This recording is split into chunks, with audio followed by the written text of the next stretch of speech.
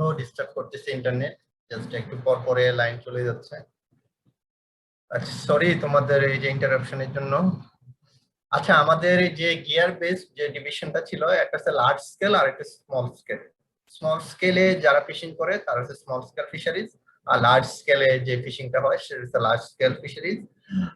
সেক্ষেত্রে কিছু কিছু গিয়ার তারা ইউজ করে। লার্জ স্কেলে যে গিয়ার গুলো ইউজ হয় otter board trawl net, otter board trawl, otter board trawl net, pair trawl, beam trawl, purse seine, এনকোবি purse seine, king mackerel, drifting gill net, mackerel encircling gill net, push net, deep water set net.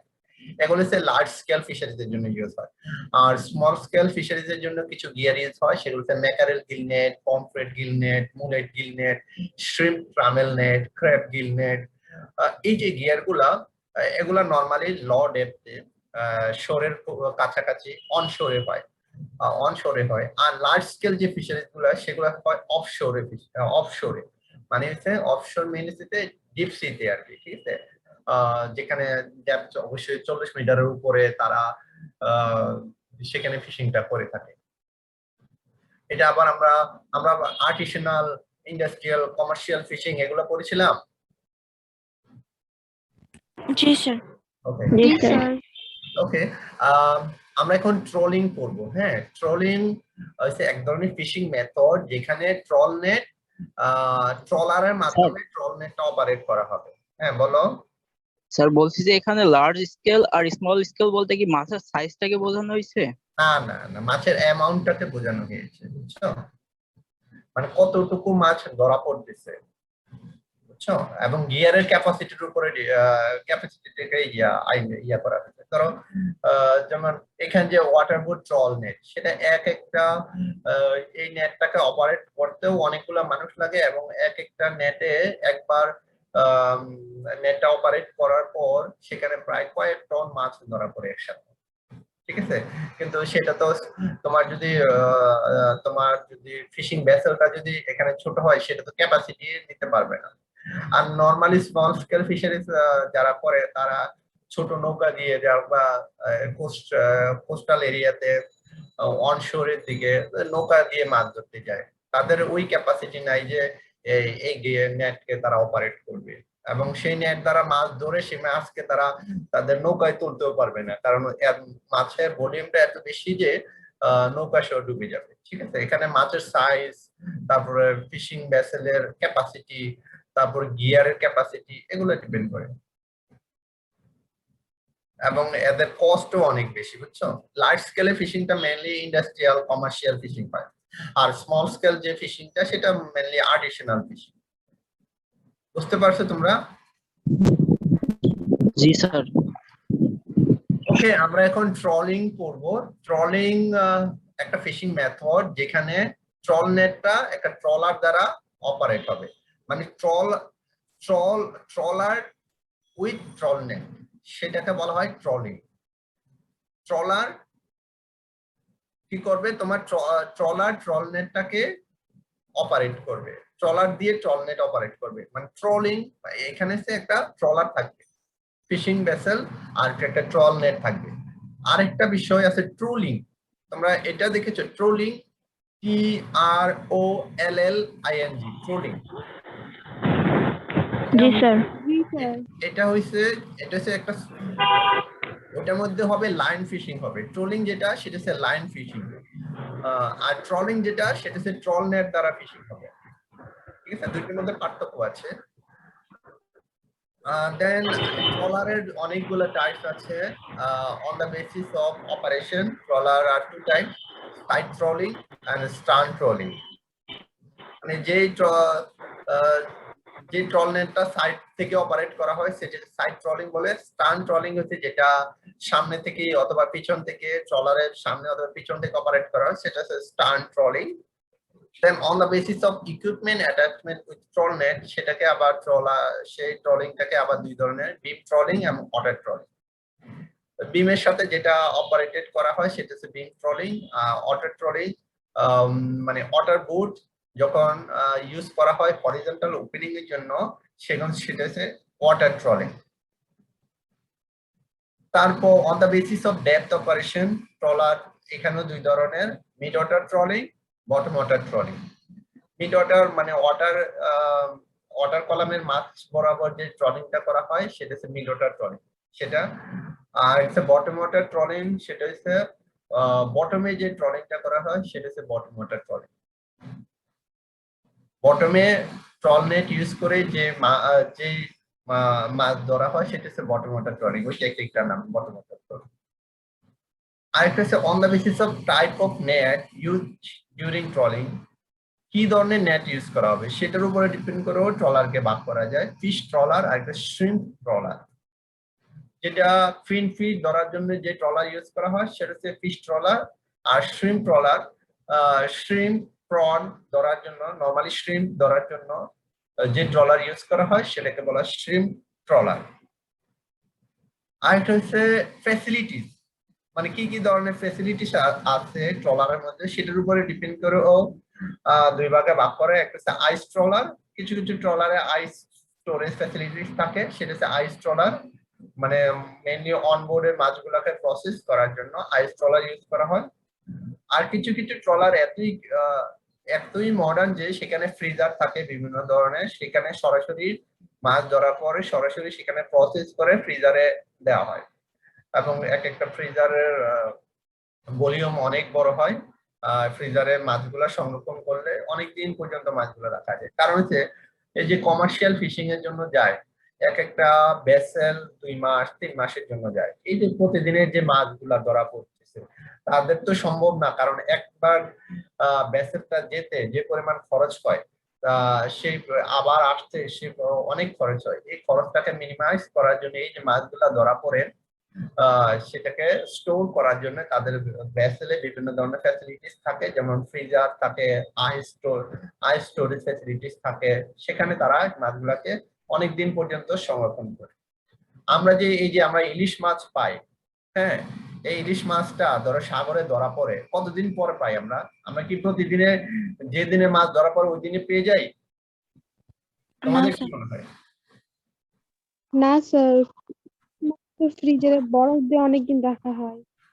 আমরা আমাদের ঢাকায় আমরা যে মাছগুলা পাই minimum সেটা 1 সপ্তাহ আগের ধরা মাছ মিনিমাম, এবং ম্যাক্সিমাম 2-3 মাস তো হইতেই পারে, আরো বেশি হইতে পারে। যেমন এখন যেমন সারা বছর মাছ পাওয়া যায়, তাই না? তার মানে কি এটা আমাদের ওই যে সংরক্ষণ, প্রিজার্ভেশন, প্রসেসিং ফ্যাসিলিটিস ইমপ্রুভমেন্টের কারণে এটা হয়েছে।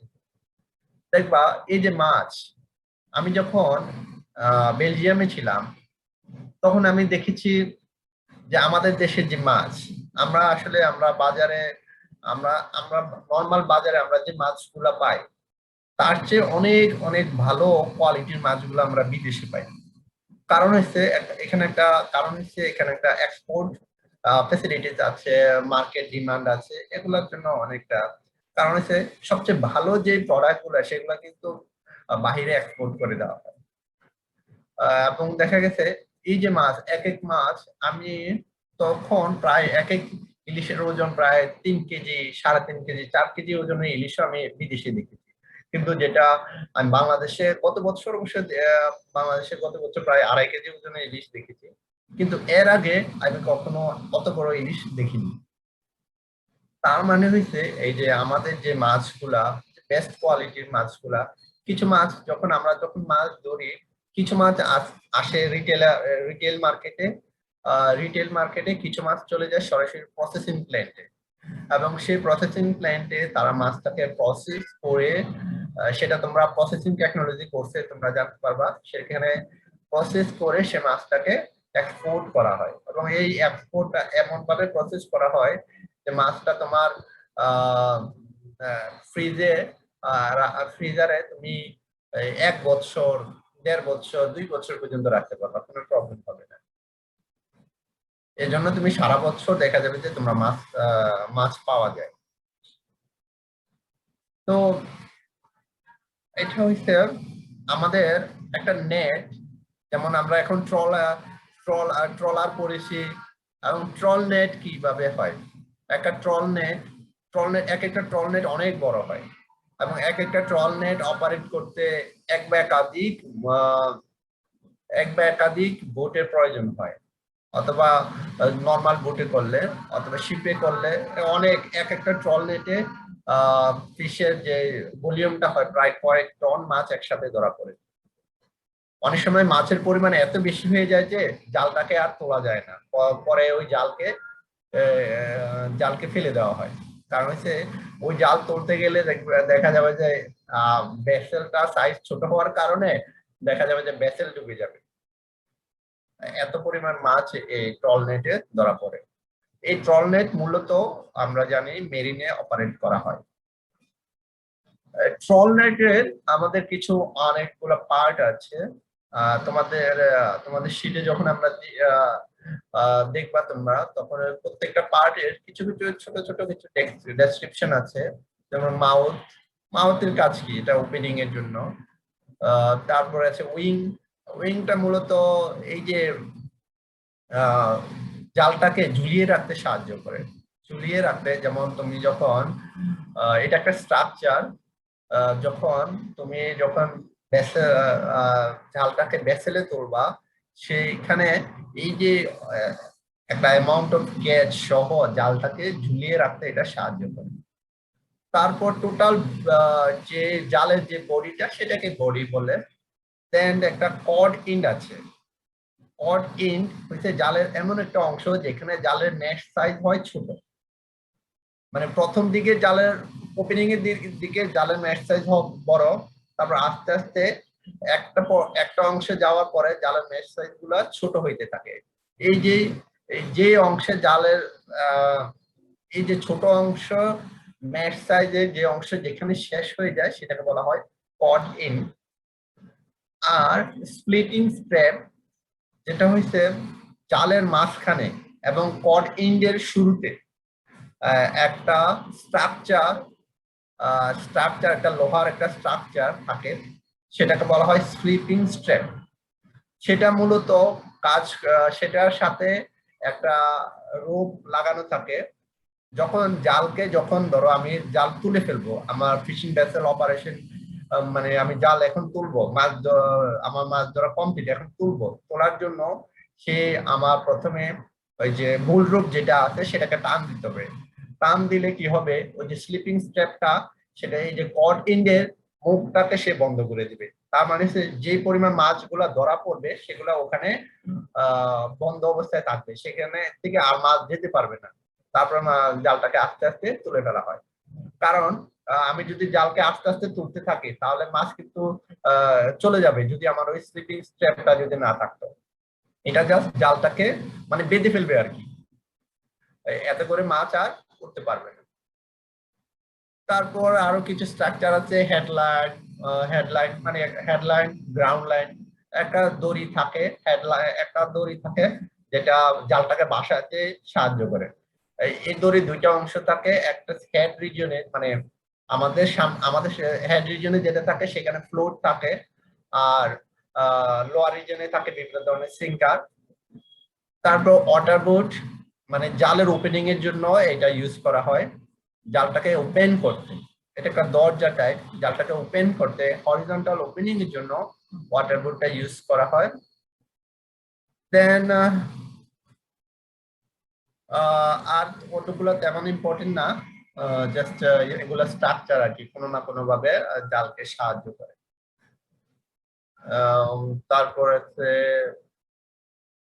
এটা হচ্ছে একটা ট্রল নেটের বিভিন্ন স্ট্রাকচার। তোমাদের পরীক্ষায় আসতে পারে যে একটা ট্রল নেট একে তার বিভিন্ন পার্ট দেখাইতে হবে, তার বিভিন্ন পার্ট কোন পার্টকে কি বলে সেটা তোমাদেরকে দেখাইতে হবে একটা ট্রল নেট একে। ওকে, তোমরা এটা বুঝছো? স্যার বুল রোপটা কি স্যার? মূল রোগটা হইছে আমাদের যে স্লিপিং স্ট্র্যাপ থাকে, এই দেখো নেটের এই যে মাঝখানে একটা রিং এর মতো একটা স্ট্রাকচার আছে না, জি এই স্ট্রাকচারটার সাথে একটা রোপ আটকানো আছে। এই রোপটার কাজ হইছে যখন মাছ ধরা কমপ্লিট, তখন তুমি এই কর্ডিনটাকে বন্ধ করতে চাচ্ছ, তখন তোমার এই বোল রোপটা থাকবে তোমার এই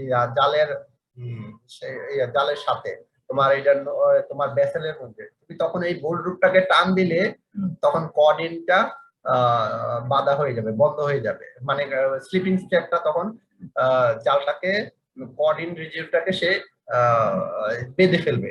এতে করে মাছ আর মাছগুলা যে মাছগুলা ধরা পড়ছে সেগুলো আর যেতে পারবে না। বুঝতে পারছো? জি স্যার। ওকে, তোমাদের জন্য 2 মিনিট ব্রেক। তোমরা একটু দেখো যে এই যে পড়াগুলা যেগুলা পড়ছো এর মধ্যে কোনো কোশ্চেন আছে কিনা। 2 মিনিট ব্রেক, আমি আসতেছি। 2 মিনিট।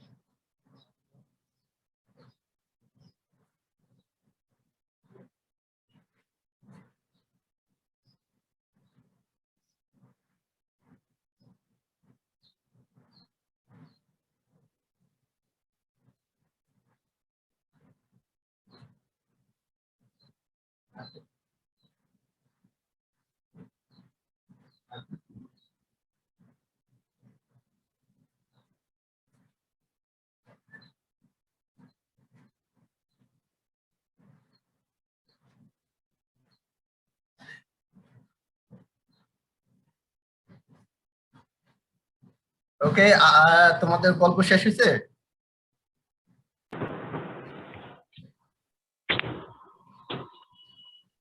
তোমরা তোমাদের বন্ধুদের সাথে, বন্ধু বান্ধবীদের সাথে গল্প করনি? না তোমাদের স্যার। তাই না নাকি? স্যার। তোমাদের 2 মিনিট অনলাইনে তো গল্প করা যায় না। কি বলো, গল্প করা যায় না? অনলাইনে তো গল্প করা যায়। আর তোমরা পারো না সেটা বললো। জি স্যার। আচ্ছা, যাই হোক, আসলে তোমাদের তোমরা তো আসলে অল্প কয়েকদিন সময় পাইছো। দেখা গেছে তোমাদের ইউনিভার্সিটি তে যখন ভর্তি হয়েছে, ভর্তি পাওয়ার 3 মাস সময় পাইছো তোমরা, ভর্তি হওয়ার পর থেকে ক্লাস হওয়া পর্যন্ত জি স্যার। 3 মাস সময় হয়তো বা তোমাদের বন্ধুত্বটা মানে কি বলবো, গাঢ় হয়নি আর কি। মানে যে একটা ক্লোজ কন্টাক্টে আসা বিষয়টা, এটা আর একটু সময় পাইলে হয়তো বা আরো আসতো। আই হোপ, আমার মনে হয় আমি রং। মেবি মানে আমার কাছে এটা মনে হয়েছে আর কি। যেমন অন্যান্যদের তুলনায় তোমাদের হয়তো বা একটু হালকা একটু গ্যাপ আছে হয়তো বা, যেহেতু তোমরা একটু টাইম একটু কম পেয়েছো যে সবাইকে বুঝার, জানার হয়, তাই নাকি? জি স্যার।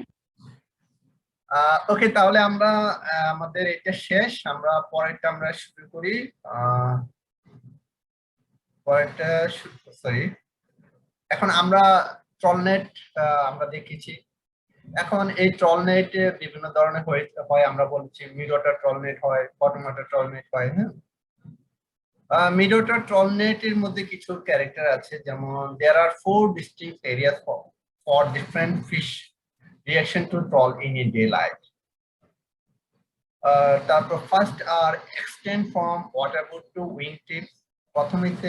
প্রথমে সেটা ওয়াটারবুট থেকে উইং টিপসে যায়। Then second lies between wingtip to back part of the belly. তারপর wingtip থেকে belly regionের back part এ যায়। Third area include the last part of the belly and the conical section of the trawl back.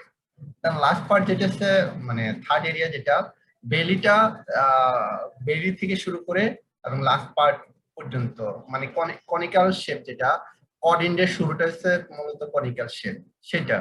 Then fourth area is a cod and.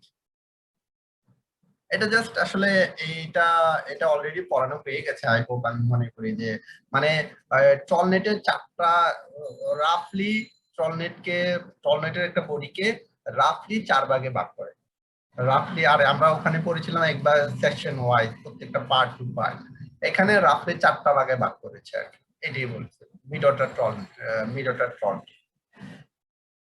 এখন আমরা মূলত কোন একটা ট্রলনেট operation কিভাবে হয় সেটা আমরা দেখব। স্যার হ্যাঁ হ্যাঁ স্যার বটম ওয়াটার আর মিড ওয়াটার ট্রলনেটের স্ট্রাকচার কি একটু আলাদা হবে না একই রকম হবে?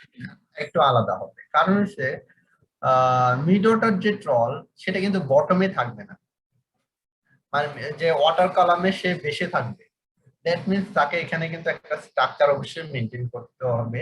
সেখানে ধরো ফ্লুইড এবং তার সিঙ্কার সেগুলো একটা রেশিও এখানে মেনটেন করবে, যেহেতু এবং এটা ওয়াটার প্রেসার, ওয়াটার ডেপথ, এগুলো সব মেনটেন করে এটাকে তোমার অপারেট করতে হবে। আর বটমের ট্রলনেট যেটা সেটা বটমে থাকবে, যে সি সারফেসের বটমটাকে বেস করে সে মুভ করবে। এবং সবচেয়ে বর্তমানে এই বটম ওয়াটার ট্রলনেটটা কিন্তু একটা destructive fishing gear. Bottom water ট্রলনেটটা একটা ডেস্ট্রাকটিভ ফিশিং গিয়ার, কারণ হচ্ছে যখন সি সারফেস থেকে যখন এটা ড্র্যাগ করা হয়, সেখানে যে মাছ ছাড়া তো আরো অ্যাকোয়াটিক অর্গানিজম আছে, তারপর ইকোসিস্টেম আছে, তারপরে কোরাল আছে, তারপরে সি গ্রাস আছে, সি উইড আছে, এগুলা সব ডেস্ট্রয় হয়ে যায়। এই জন্য সেটা বটম ওয়াটার ট্রলনেটটাকে বলা হয় ডেস্ট্রাকটিভ একটা ফিশিং গিয়ার।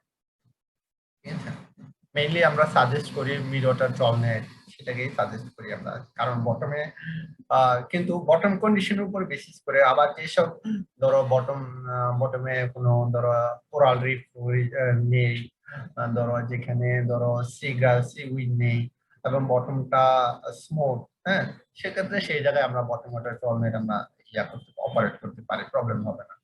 ঠিক আছে, এই যে ট্রলনেট গুলোতে এখানে কিন্তু ক্যামেরা সেট করা থাকে, তুমি এইটা ক্যামেরা সেট করা থাকে, প্লাস তুমি তোমার ভেসেল থেকে তুমি দেখতে পারবা কোথায় অপারেট করা হচ্ছে, তারপরে মাছ ধরা পড়তেছে কিনা, এগুলো কিন্তু দেখবা। এগুলো কিন্তু মডার্ন ফিশিং গিয়ার, এগুলোর সাথে তোমার ক্যামেরা সেট করা থাকে এবং ক্যামেরার মাধ্যমে তুমি দেখতে পারতেছো সেটা কতটুকু ডেপথে গেছে, তার সামনে কি আছে, এগুলো সব দেখা যাবে। হ্যাঁ, জি স্যার। ওকে, আমার একটা ফোন আসছে, হ্যাঁ আমি একটা ফোন রিসিভ করি, আজকে প্রচুর ডিস্টার্ব হচ্ছে।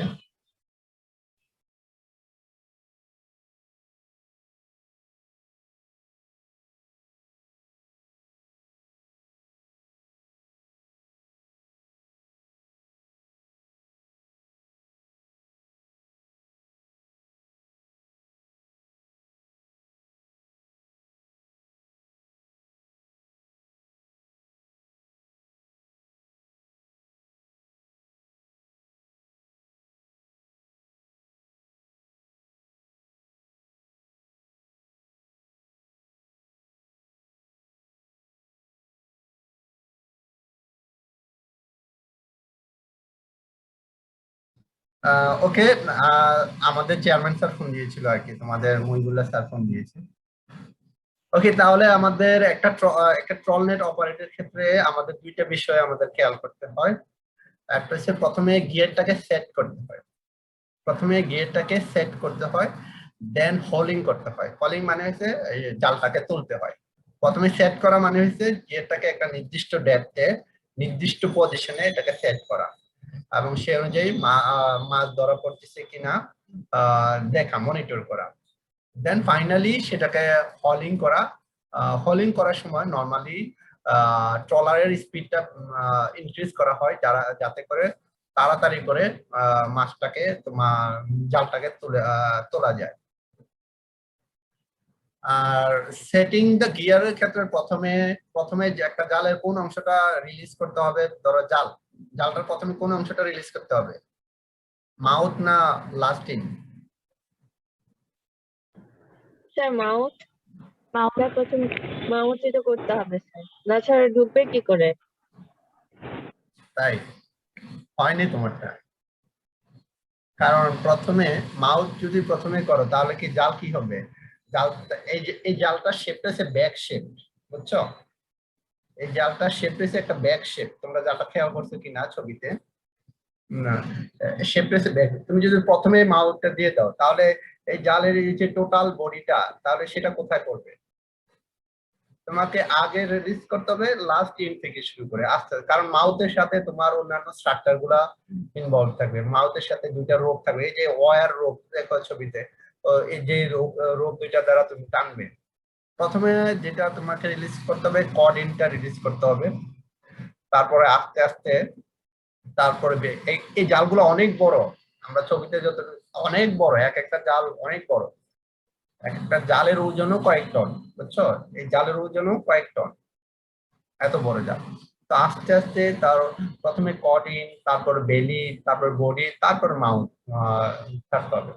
পরে আস্তে আস্তে সেটাকে সেটেল হওয়ার সময় দিতে হবে। পরে একটা নির্দিষ্ট তার সেটেল হওয়ার সময় দেওয়ার পরে নির্দিষ্ট সময়, প্রায় আমাদের বে অফ বেঙ্গলে এক একটা ট্রল নেট 2 থেকে 2.5 ঘন্টা পর্যন্ত অপারেট করা হয়। 2 থেকে 2.5 ঘন্টা পর্যন্ত ট্রল নেটটা রাখা হয়। দেন 2 থেকে 2.5 ঘন্টা পরে যে মডার্ন যে ফিশিং ট্রলার গুলাতে আছে, কারণ যেহেতু ট্রল নেটে ক্যামেরা থাকে, তখন তারা ওখানে দেখে, কম্পিউটারে দেখে যে ওখানে মাছ ধরা পড়ছে কিনা। দেন যদি নির্দিষ্ট অ্যামাউন্ট অফ মাছ ধরা পড়ে, দেন তারা সেটাকে ফলিং করে, মানে জালটাকে উপরে তোলার তোলার প্রক্রিয়া শুরু করে। সেখানে প্রথমে তারা আস্তে আস্তে করে এই যে দড়িগুলো আছে আস্তে আস্তে করে রিলিং করে, আস্তে আস্তে করে টানে। ঠিক তখন আবার ট্রলার স্পিডটা হালকা একটু বাড়ানো হয়। যখন সেটিং করা হয় তখন থাকে ট্রলার স্পিড কম, যখন হোলিং করা হয় ট্রলার স্পিড থাকে একটু বেশি। এই বিষয়গুলো আমাদেরকে একটু খেয়াল করতে হবে। মেইনলি ট্রল নেটের ক্ষেত্রে দুইটা বিষয় অপারেশনের সময়, প্রথমে হচ্ছে সেটিং, দেন হচ্ছে হোলিং। এই দুইটা বিষয়, প্রথমে জালটা ছাড়বো, ছেড়ে এবং সেটেল ডাউন হওয়ার সময় নিতে হবে, এবং আস্তে আস্তে করে প্রত্যেকটা পার্ট বাই পার্ট আস্তে আস্তে করে রিলিজ করব। দেন ফাইনালি 2 থেকে 3 ঘন্টা পরে আমরা সেটাকে হোলিং করব। ঠিক আছে? স্যার এই নেটগুলোর দৈর্ঘ্য স্যার। কেমন হয়? হ্যাঁ হ্যাঁ হ্যাঁ। এই নেটগুলোর দৈর্ঘ্য কেমন হয়? দৈর্ঘ্য কয়েকশো মিটার। আচ্ছা স্যার। স্যার হ্যাঁ বলো। স্যার ট্রল নেট অপারেশনের স্যার আপনার কোনো বেটার ভিডিও হবে স্যার, যে কিভাবে করা হয়? আচ্ছা, আমি তোমাদেরকে, তোমরা ট্রল নেটের অনেক ভিডিও আছে, তোমরা ইউটিউবে জাস্ট সার্চ দিয়েছিলাম ইউটিউবে স্যার, অনেকগুলো ভিডিও দেখেছি স্যার, বুঝতে পারি নাই। আমি একটা ভিডিও আমি কোনো বেটার ভিডিও হলে ভালো হতো স্যার। ওকে, আমরা নেক্সট ক্লাসে আমরা একটা ভিডিও তাহলে আমরা তোমাদেরকে দেখাবো, ঠিক আছে? নেক্সট ক্লাসে তাহলে আজকে তাহলে এতটুকুই রাখি আমরা। তাহলে নেক্সট ক্লাসে আমরা একটা ভিডিও সহ এই ট্রল নেটের অপারেশনটা আমরা দেখবো, দেন আমরা অন্যান্য টেকনিকগুলো আমরা চেষ্টা করবো শেখার জন্য, ঠিক আছে? জি স্যার। ওকে, তাহলে আজকে এতটুকু পর্যন্তই। তোমরা সবাই ভালো থেকো। আল্লাহ হাফেজ। আসসালামু স্যার আলাইকুম। আসসালামু আলাইকুম। স্যার আসসালামু আলাইকুম। আসসালামু আলাইকুম। ওয়ালাইকুম আসসালাম। আসসালামু আলাইকুম স্যার।